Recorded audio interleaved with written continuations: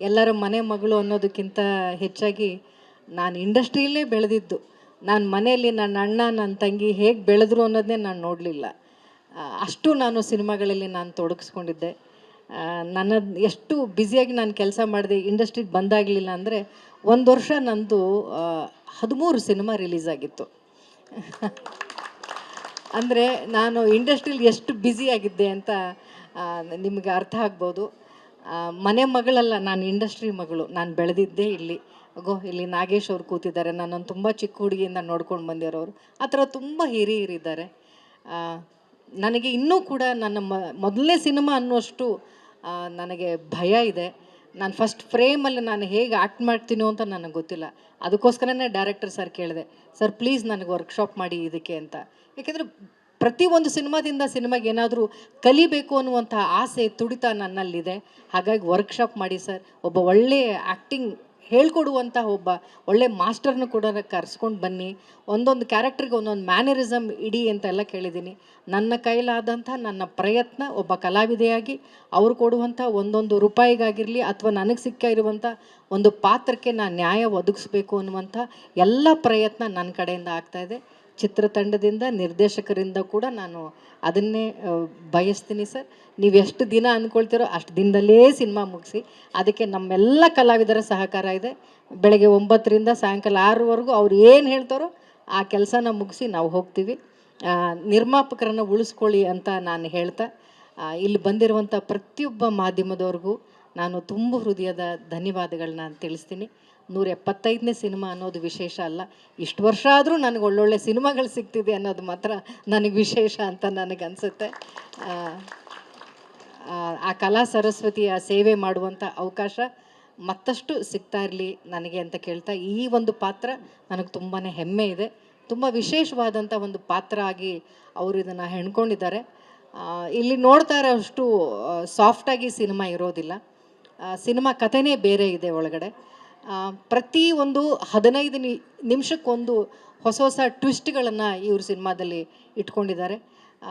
Climax ಹತ್ತಿರ ಬರುವಷ್ಟರಲ್ಲಿ cinema ಆಗಲೇ ಒಂದು ಸಾಕಷ್ಟು ತಿರುವುಗಳನ್ನು ತಗೊಂಡಿರುತ್ತೆ. ಕ್ಲೈಮ್ಯಾಕ್ಸ್ ಬಹುಶಃ ಯಾರೂ ಆಗದೇ ಇರುವಂಥ ಒಂದು ಟರ್ನಿಂಗ್ ಪಾಯಿಂಟಾಗಿ ಒಂದು ಈ ಸಿನಿಮಾನ ತೊಗೊಂಡಿದ್ದಾರೆ. ಹಳ್ಳಿ ಹೆಣ್ಣುಮಕ್ಕಳು ಹೀಗೆ ಕೂಡ ಬಿಹೇವ್ ಮಾಡೋಕ್ಕೆ ಸಾಧ್ಯವಾ ಅಂತ ಅನ್ನುವಂತಹ ಒಂದು ಕಥೆಯನ್ನು ಅವ್ರು ಬರ್ಕೊಂಡಿದ್ದಾರೆ. ತೆರೆಯ ಮೇಲೆ ಅಚ್ಚುಕಟ್ಟಾಗಿ ತೊಗೊಂಡು ಬರ್ತಾರೆ ಅನ್ನುವಂಥ ನನ್ನ ನಂಬಿಕೆ ಇದೆ.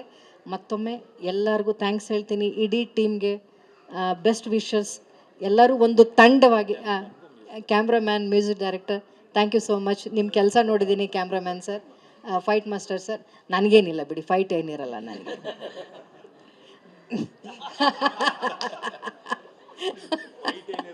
ಮಾದೇವ ಅಲ್ಲಿ ಸೀರೆ ಹಾಕೊಂಡು ಇಲ್ಲಿ ಗೊತ್ತಿರೋದು ನನಗೆ. ನಾನು ಶಾಕ್ ಆಗಿದ್ದೆ. ಓಕೆನಾ ಅಂದೆ, ಇಲ್ಲಿ ಗೊದ್ರು ಫೈಟ್. ಆಕ್ಚುಲಿ ಒಂದು ಫೈಟ್ ಕೊಡಬೇಕು. ಆಕ್ಚುಲಿ ಇದೆ, ಸುಮ್ಮನೆ ಹೇಳ್ಬಾರ್ದು ಅಂತ ಹೇಳಿರ್ಲಿಲ್ಲ.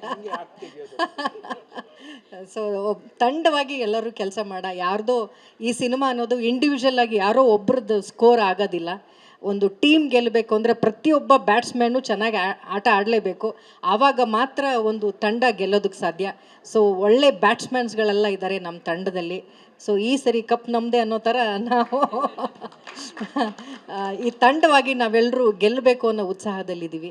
ನಿಮ್ಮೆಲ್ಲರ ಹಾರೈಕೆ, ಸಪೋರ್ಟ್ ಸದಾ ಹೀಗೆ ಇರಲಿ.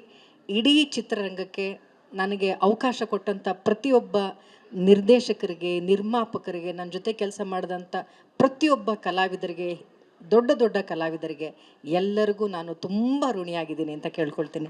Thank you so much. Thank you.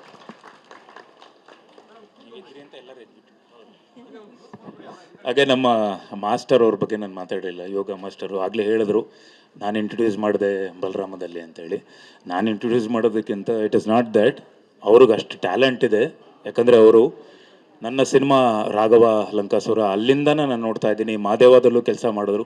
ಆತ ಬರೀ ಒಬ್ಬರು ಫೈಟ್ ಮಾಸ್ಟರ್ ಅಲ್ಲ, actor, assistant director, associate director, fighter and ಈಗ ಫೈಟ್ ಮಾಸ್ಟರ್.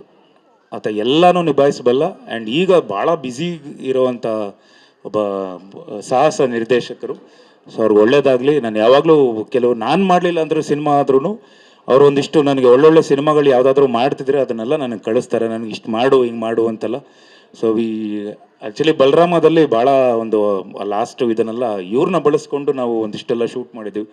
ಒಳ್ಳೆ ಟ್ಯಾಲೆಂಟೆಡು. ಸೊ ಒಳ್ಳೇದಾಗಲಿ, ಅವ್ರಿಗೂ ಒಳ್ಳೇದಾಗಲಿ. ಆ್ಯಂಡ್ ಮ್ಯೂಸಿಕ್ ಡೈರೆಕ್ಟರ್ ಅವ್ರ ಬಗ್ಗೆ ನಾನು ಕೇಳಿದ್ದೀನಿ, ಸಾರಿ ನಾನು ಆಗಲೇ ಮಾತಾಡಲಿಲ್ಲ. ಒಳ್ಳೇದಾಗಲಪ್ಪ ನಿಮಗೂ, ಆ್ಯಂಡ್ ಸಿನಿಮಾಟೋಗ್ರಾಫರ್ ಅವ್ರಿಗೂ ಒಳ್ಳೇದಾಗಲಿ. ಸೊ ಎಲ್ರಿಗೂ ಒಳ್ಳೇದಾಗಲಿ. Thank you so much.